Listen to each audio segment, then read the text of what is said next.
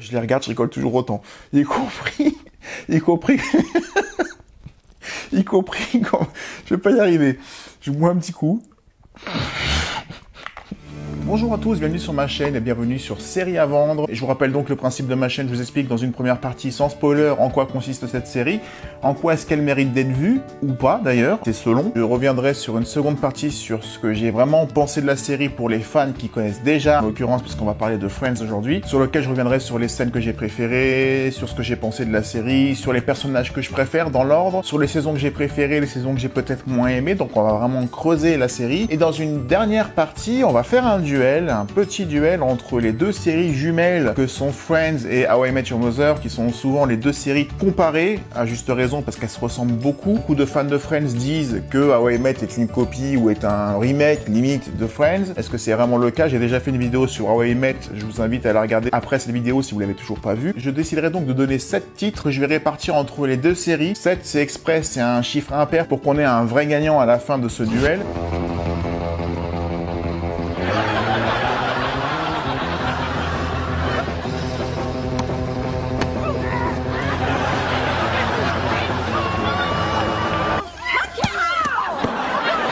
Il faut savoir une chose avec Friends, c'est que je l'ai découvert cette année, en 2020. C'est une série que j'ai regardée de très très loin quand elle est sortie en 94. Et depuis que je suis avec ma copine, avec qui je suis maintenant, ça fait plusieurs années qu'elle me parle de Friends, que Friends c'est 10 fois mieux qu'How I Met, qu'How I Met c'est un plagiat, que How I Met n'a même pas le droit d'exister, enfin etc. Je vous passe les détails. Et je me suis dit que j'allais regarder avec dans l'esprit l'idée de démonter la série du fait qu'elle aurait vieilli ou que How I Met aurait fait mieux forcément que ce que je vois dans Friends. Et la moralité de l'histoire, c'est que j'ai pas réussi, parce que même si j'ai beaucoup de mal à rentrer dedans et j'y viendrai, j'ai passé un excellent moment devant Friends, même si la série s'est terminée il y a déjà 16 ans, et donc elle a commencé il y a 24 ans.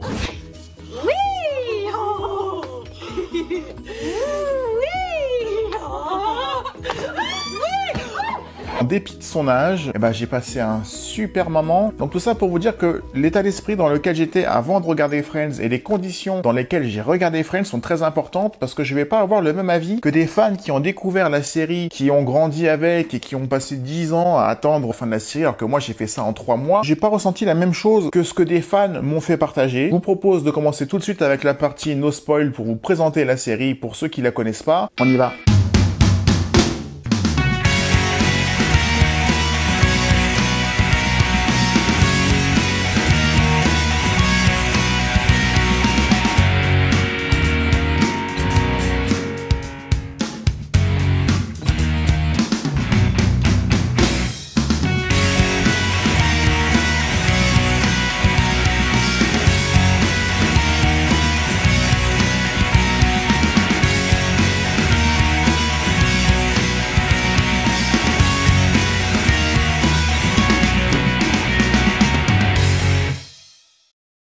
Friends est une sitcom américaine en 10 saisons de 236 épisodes de 22 minutes, créée par Martha Kauffman et David Crane, et demeure sans doute la sitcom la plus connue du monde à ce jour. Diffusée entre le 22 septembre 1994 et le 6 mai 2004 sur le réseau NBC et diffusée sur France 2 pour l'Hexagone pour la version française à partir du 8 septembre 1997, la sitcom raconte la vie de 6 amis, Chandler, Monica, Ross, Rachel, Joey et Phoebe, dont la plupart vivent sur le même palier et qui passent une bonne partie de leur temps au Central Perk, le café, au pied de leur immeuble. La série raconte la vie quotidienne de ces 6 amis, ainsi que l'évolution de leur vie professionnelle et affective pendant 10 ans. La série a été tournée dans les conditions du réel avec de vrais rires et un vrai public, bien que les rires du public soient remixés en post-production, et avec certains décors fixes, tels que les 2 appartements du palier et le Central Perk, et d'autres décors constructibles, pour l'appartement de Ross ou de Phoebe notamment, que l'on voit ponctuellement dans la série ou certains autres lieux extérieurs. Les décors des plateaux changeaient toutes les semaines, les frigos étaient vrais, ainsi que la nourriture pour rendre les décors le plus authentique possible.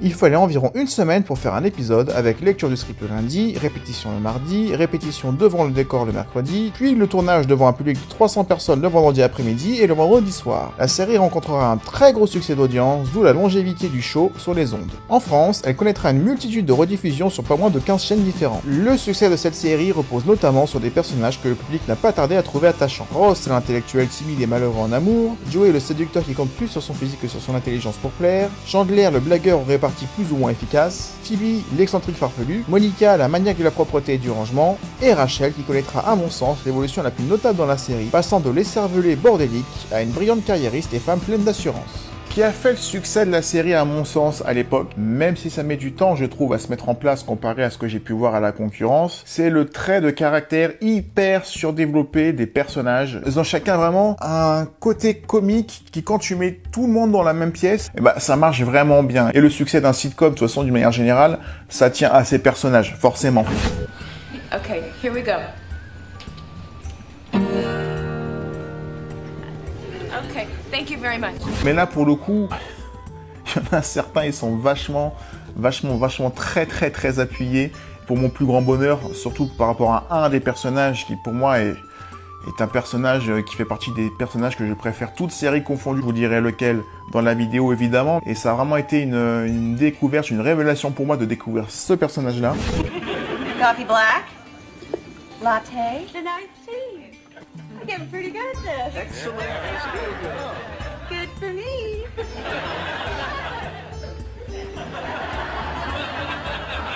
Friends, j'ai eu énormément de mal à rentrer dedans. Énormément. C'est dû à cette saison 1 et surtout à ce pilote qui est complètement raté. Encore une fois, je regarde en 2020 ce qui s'est passé en 94, donc peut-être qu'en 94 on le ressentait moins, qu'on avait moins de comparaisons possibles, mais le pilote il est indigeste, tout est balancé comme ça, tu démarres direct avec tout le monde, tu sais pas qui est qui.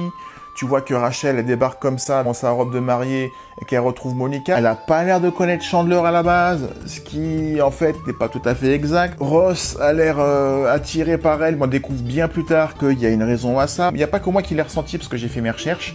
Le pilote, il a été mal reçu à l'époque par la critique, même par le public d'ailleurs, à se demander comment la magie a opéré, parce que moi, quand je regarde une série télé, et c'est peut-être un tort que j'ai, et quand je regarde le pilote d'une série que je découvre et que ça ne me plaît pas, je regarde parfois le deuxième ou le troisième pour essayer de lancer un peu le truc, de laisser une chance. Mais souvent, j'arrête après, je fais pas d'effort. Et c'est le conseil que j'ai envie de vous donner à vous qui ne l'avez jamais vu.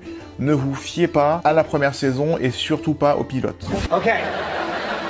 1, 2. So we are going 2?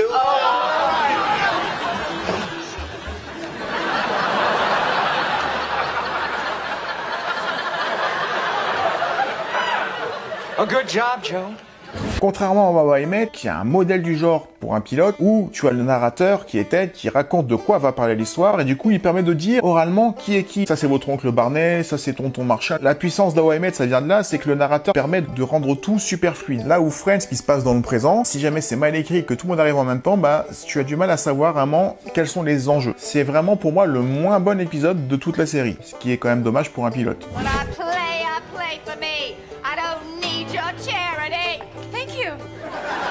Au final, Friends, pour ceux qui l'ont pas vu, à qui ça s'adresse? Ça s'adresse à des personnes qui ont au moins 25-30 ans au minimum. Parce que ça reste quand même une époque dans les années 90, si vous les avez pas connus, vous n'allez pas comprendre pourquoi ils ont pas de portable, pourquoi il n'y a pas d'internet, pourquoi ils ont ce type de fringues-là. Je ne rentre même pas dans les polémiques qui disent que ceux qui découvrent la série aujourd'hui, qui sont jeunes, sont choqués. Le fait que le casting soit entièrement blanc, qu'il n'y ait pas de personnes de couleur, c'est tellement aberrant, mais ça fait partie de notre époque qui devient super dangereuse, mais j'ai pas envie de rentrer là-dedans. Mais je pense qu'à l'époque, personne ne disait que le Cosby Show c'était une série raciste. Ça ne l'était pas. Donc pourquoi est-ce que Friends le serait? C'était aussi une série homophobe.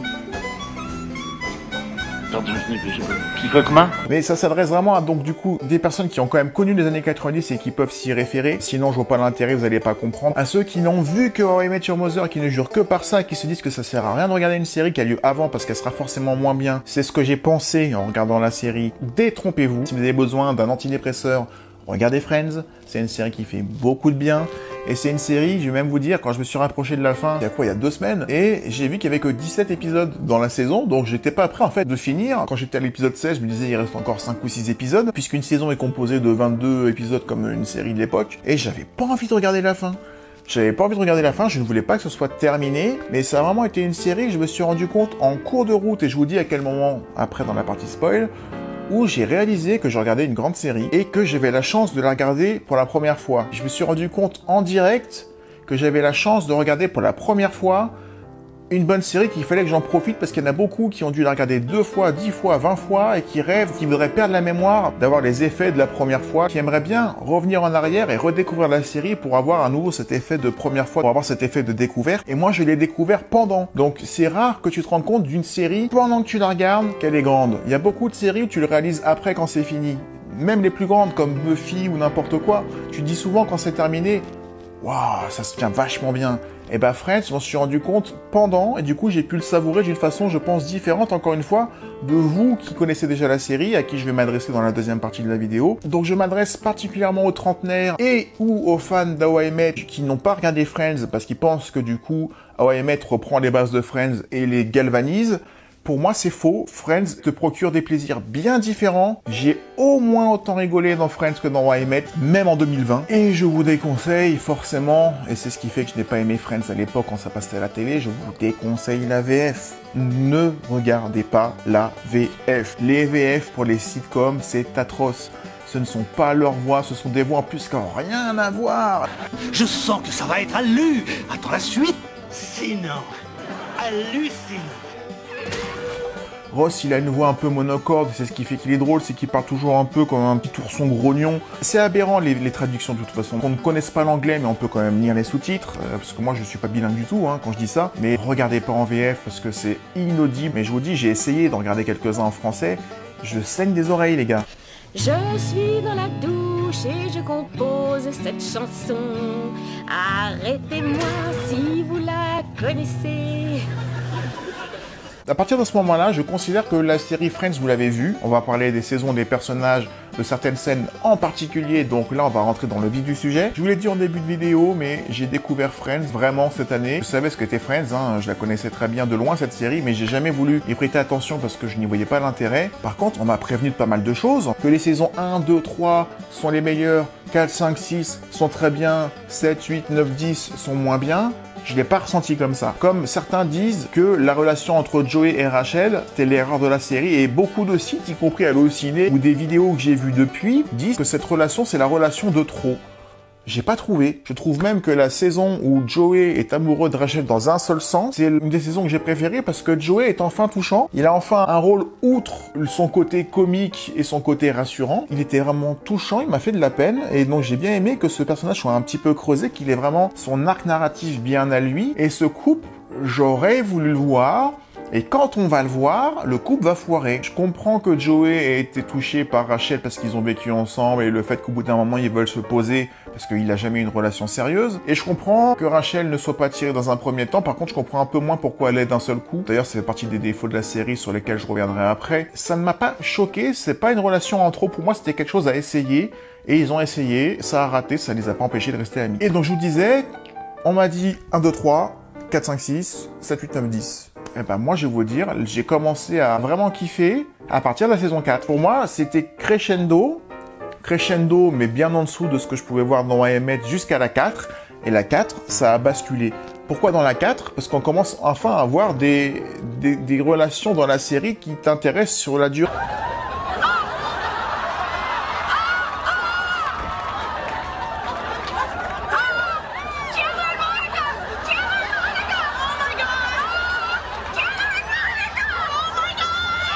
Ross et Rachel, au bout d'un moment, tu comprends que ça va être le fil rouge et que ça va jamais s'arrêter. Mais Monica et Chandler, ce sont deux personnages que je n'aime pas séparément. Enfin, en tout cas, c'est ceux que j'aime le moins. Je veux pas dire que je les aime pas, mais ce sont ceux que je trouve le moins attachants. Et quand ils sont en couple, ça change les deux personnages et je les apprécie ensemble et pas séparément. Le mariage de Ross et d'Emily, le couple qui va se mettre en forme entre Monica et Joey... Non, Monica et Joey, n'importe quoi. Quelle horreur. Entre Monica et Chandler, et que tu as Phoebe qui va faire la mère porteuse pour ses triplés pour son frère.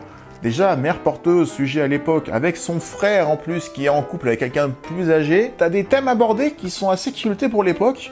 Et donc pour moi, cette saison 4, elle a de l'envergure, elle a plus d'ambition que les autres. J'ai même applaudi pour la première fois dans cette série quand Ross se trompe de prénom devant l'hôtel. Là, déjà, je rigole. Je regarde pas mal de scènes que j'ai aimées pour préparer la vidéo. Je suis revenu sur des extraits de vidéos que j'ai aimés pour vous les montrer. Et ben, je les regarde, je rigole toujours autant. Y compris quand... Je vais pas y arriver. Je bois un petit coup.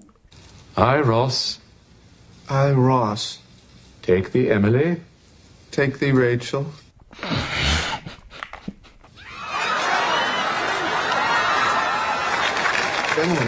À partir de là, j'ai applaudi, je me suis dit que ça allait rebattre toutes les cartes en fait, parce qu'Emily, je l'aimais bien en plus. Ce mariage dans l'église qui est démoli avec les lumières, c'était super sympa. En fait, toutes les fins de saison à partir de là vont se passer un peu à l'extérieur. Là, ça va être à Londres. C'est là où souvent t'as les meilleurs passages. Là, pour le coup, le mariage à Londres, c'était vraiment génial avec l'amourette en cachette, etc. Enfin, vraiment, la saison 4, je me suis dit, waouh, ça y est, la série, elle commence enfin. Est-ce que ça va être qu'un pic dans la série, qu'après, il n'y aura plus rien? Bah non. Même si, encore une fois, à défaut de la série, la saison 5, en gros, elle se base sur le fait que Monica et Chandler, ils se cachent, d'accord? Ils se cachent des autres et chacun va découvrir peu à peu la supercherie et le fait qu'ils sont en couple.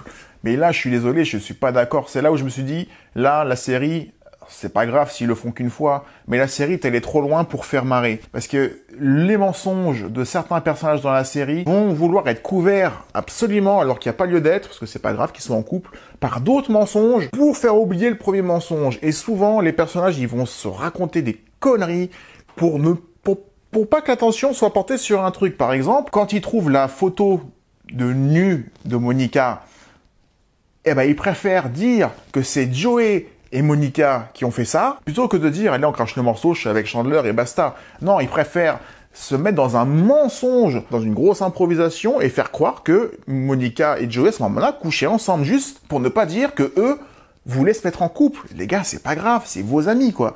Donc, il y a pas mal de moments comme ça. Je peux aussi parler de la scène où Rachel dîne avec son futur nouveau patron quand elle veut aller à Paris à la fin de la série et qu'elle est en présence de son ancien patron. Du coup, elle fait croire à son patron actuel qui est assis juste derrière qu'elle a un rencard. Et donc, du coup, elle va jouer le truc jusqu'au bout pour mentir en jouant la chaudasse devant son futur patron alors que ton objectif, c'est d'être embauché.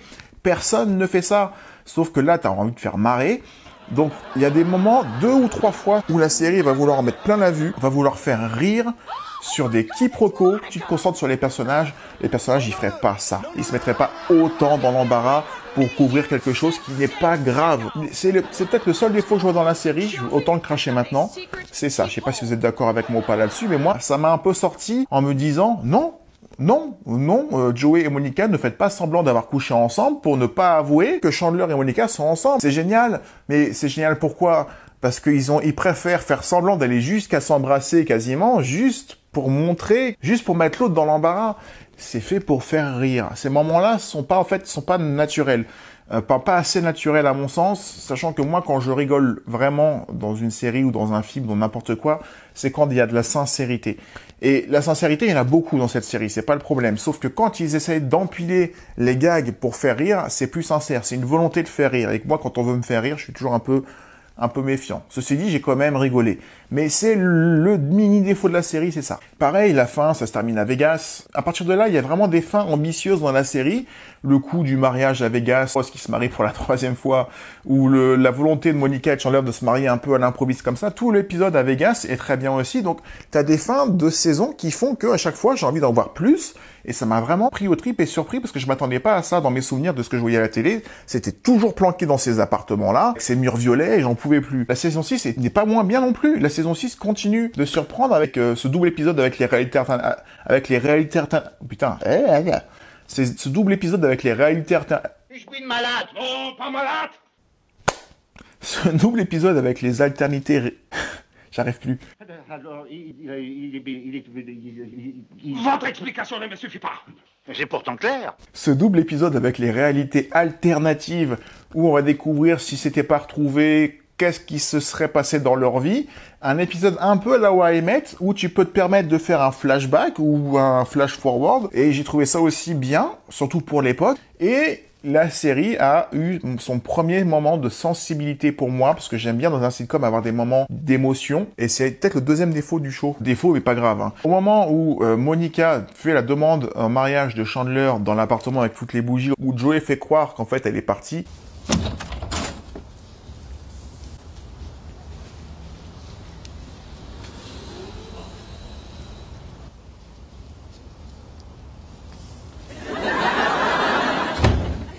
là ça marche, ça marche clairement, et c'est encore une fois un final de saison Vraiment génial. 4, 5, 6, j'étais sur le cul. Et la 7, j'ai validé ceux qui disaient que la fin de série était moins bien, en tout cas juste pour cette saison, parce que pour moi c'est la pire avec la 1.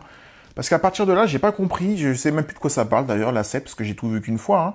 Mais j'ai trouvé que les dialogues étaient prévisibles, les retournements de situation étaient prévisibles. C'était pas inspiré en fait. J'ai deviné les chutes des blagues avant qu'ils les disent.